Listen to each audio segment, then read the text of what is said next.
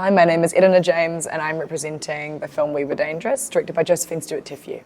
Okay, good. So, tell me a bit, describe for me your role in the film and what did you like about it, let's say. I play a character called Nellie, who is the lead character. She's a very headstrong, driven, knows her own mind type of young woman. And I loved all those elements about her. She doesn't question herself or her beliefs, which, I loved.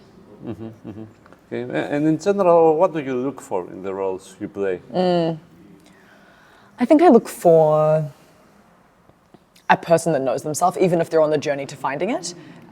Someone who has like a destination in mind, an idea of who they want to be or who they think that they are, and I don't know, going on the journey with them to find that, I think is interesting. So far, I feel like there's many other types of people that I'm interested in playing in the future. I don't know who they're going to be yet, but for now, that's what I've enjoyed.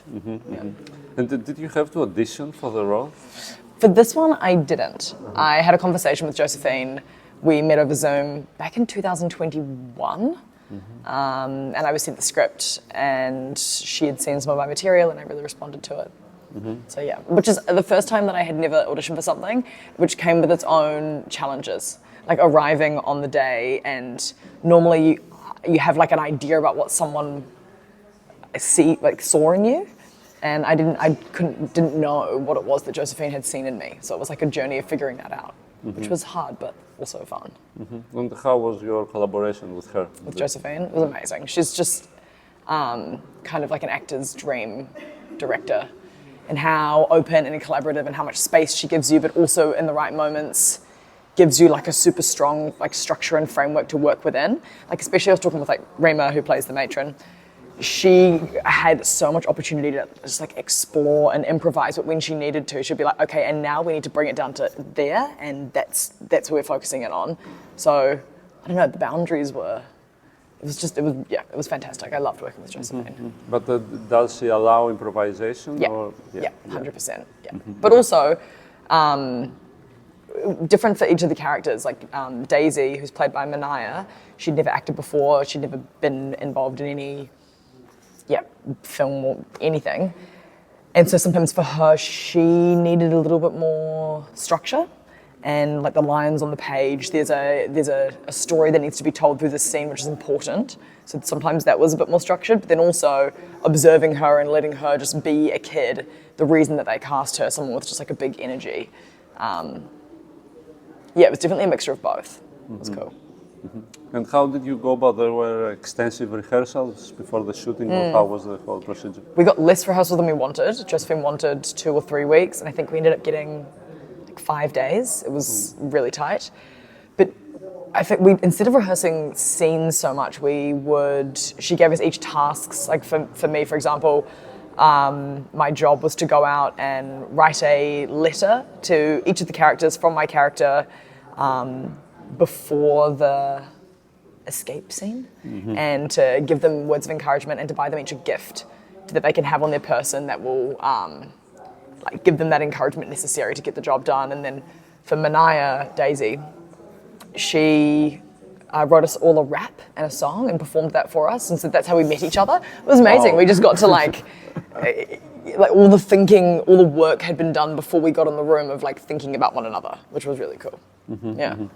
And tell me a bit more about your cooperation with your 2 co-protagonists, let's say the matron and but with the matron and the other actors, it was interesting. Rima Turiata, who plays the matron, we didn't spend a lot of time with her before shooting, which is good, especially for the younger ensemble actors who needed her to be kind of this like quite scary figure in their life. And if they had, because Rima's just so joyful as a person that if you got to know too much of that, then it would make it harder in the scenes.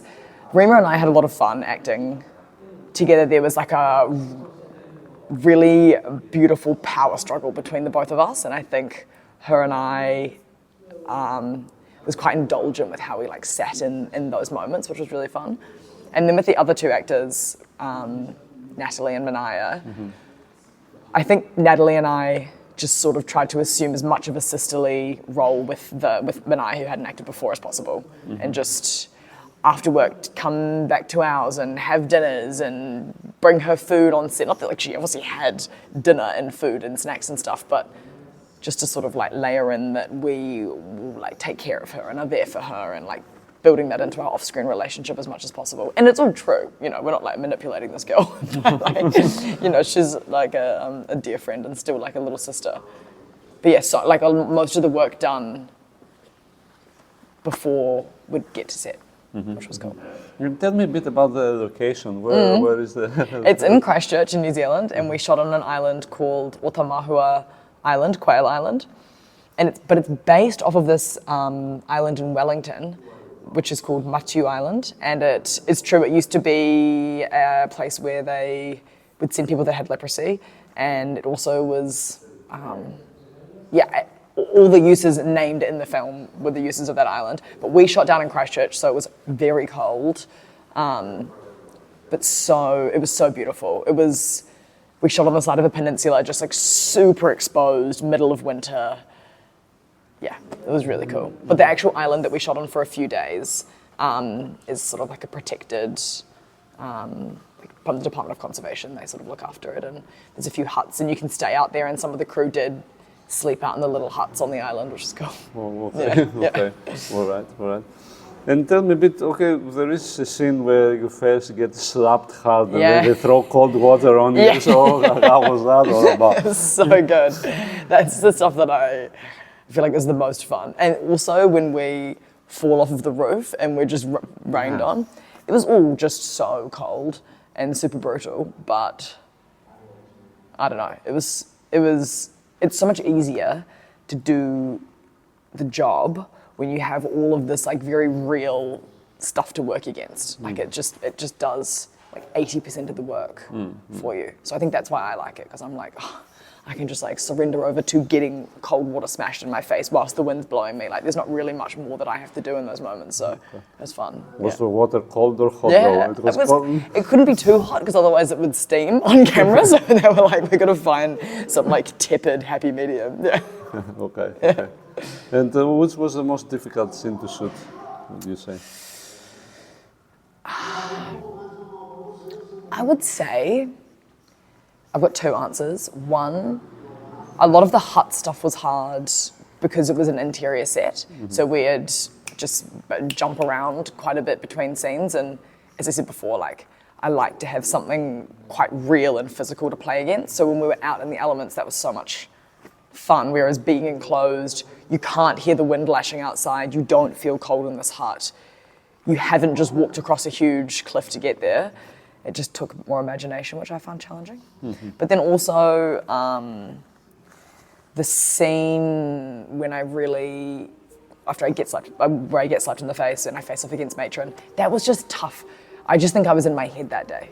And I think it was just one of those ones where like getting me out of my own head was a really hard thing to do. And I can't look at it objectively and see whether or not that moment was convincing or not, because I just remember the battle going on inside of my brain the day that I shot it. So those two. How many times did you shoot that scene? I think we did it for like half a day. Whoa. It was quite a while. And I just had probably read it in the script for 3 years and thought, oh no, this really big important scene is coming up, and I just would have psyched myself. Yeah, I just would have psyched myself out a little bit. But I hope what like is on the screen works. But that was definitely the hardest day for me. Okay. Yeah. Okay. And do you have a favorite scene? The dancing in the hall. That was the best. Also because the day before, Josephine asked us all to send in us like our favourite song that makes us feel most free in our body into a playlist. And I was like, oh yeah, I know my answer. And I sent it in straight away, and I was the only one that submitted. So then we just got to listen to my song all day, and it was so good. Yeah. Okay, good. And tell me a bit about the whole concept of the film, this thing with eugenics and women getting trained. Yeah. It's quite interesting. It's not a historical biopic at all, although the article was published, and the conversation around eugenics is like very real for the time in New Zealand. There's no evidence of the sterilisation of Māori women like in the books, but it was definitely a conversation of the time. It's quite interesting. The film came out a few weeks after there was a report issued about abuse in state care in New Zealand, and there was about 50,000 reports of abuse in state care during a certain time period. I can't remember the time period right now. So I think when the film came out, people were like, wow, okay, this is the story that we're telling. But I guess it was just the writer, Maddie Dye, just chose the backdrop. But the point of the story is about that female friendship and how strong bonds can be formed from from adversity and from these like oppressive structures and figures like the matron, who is a victim of the system herself, you know, because she's a Māori woman. So yeah, it's all quite interesting, but not a historical biopic, but like very real like landscape for New Zealand at the time. Yeah. And would you say like New Zealand is now still a patriarchal society, or has it changed significantly? It's tough. I think younger, more naive Erana might have said, I don't think so, no way.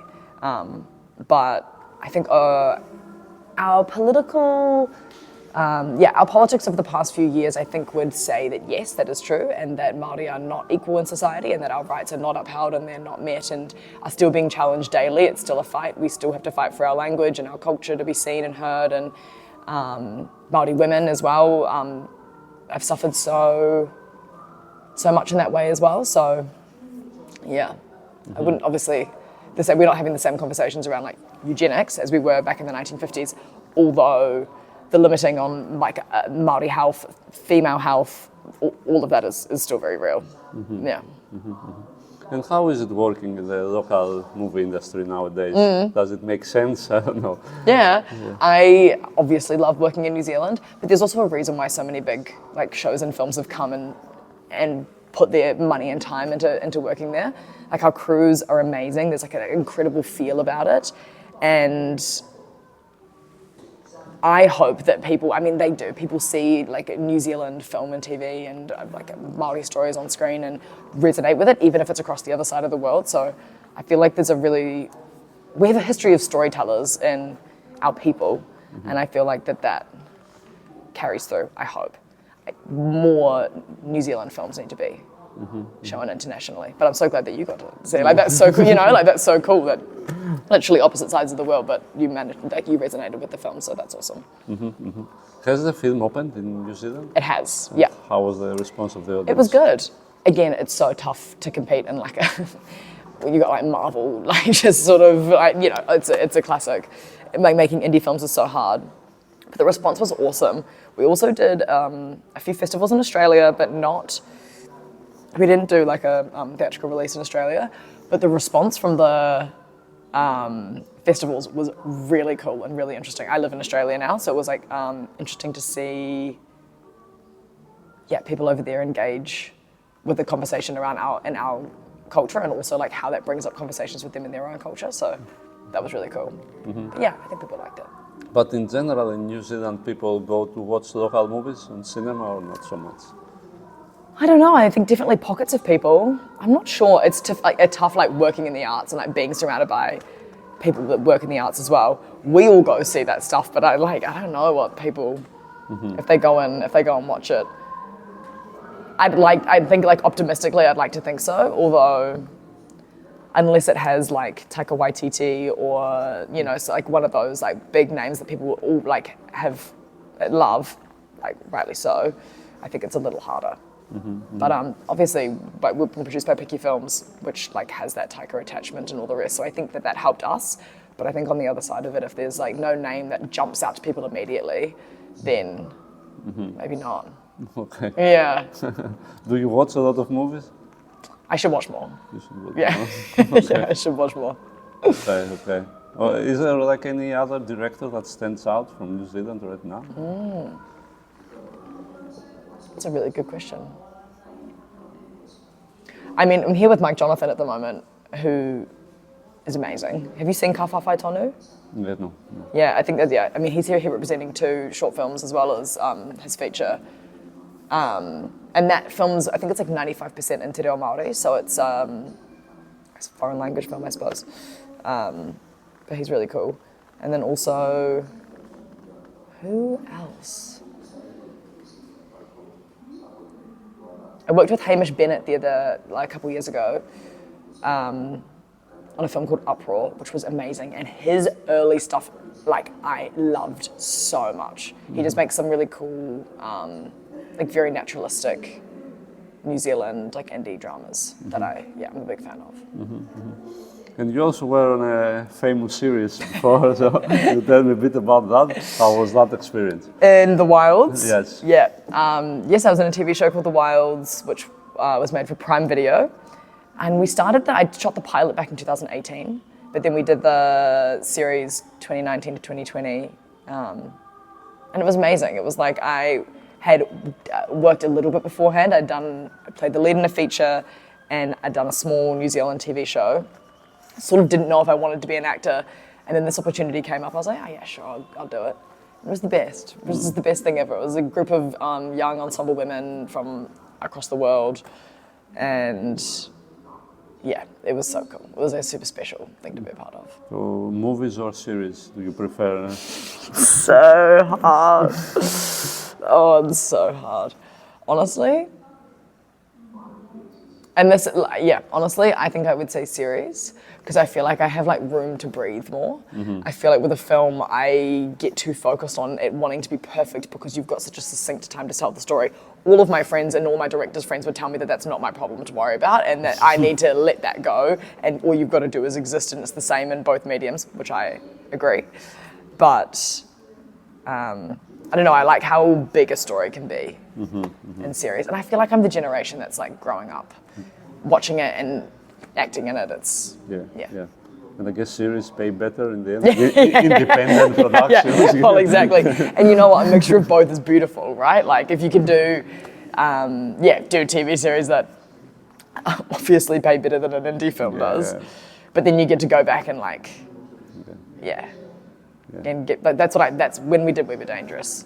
It was small crew, everyone mucking in, it's freezing cold, we're trying to make the day, that feeling is super cool. Yeah. And I guess last question, next projects, what you'll be working on next, can you reveal? What can I reveal? Last year I spent 8 months in Bangkok shooting Noah Hawley's Alien TV series that's coming out with FX on Hulu. I played a small series regular role on that. So that's coming out, I think, in June, maybe. I think they're going to set the date. Summer, Northern Hemisphere summer is when it's going to come out. So yeah, we'll get it ready for press fairly soon. Movie-wise? Film-wise? Yeah, film-wise. I don't have any films coming up, but hopefully some soon. Okay. All right, I guess that's it. Thank you very much. Thanks so much.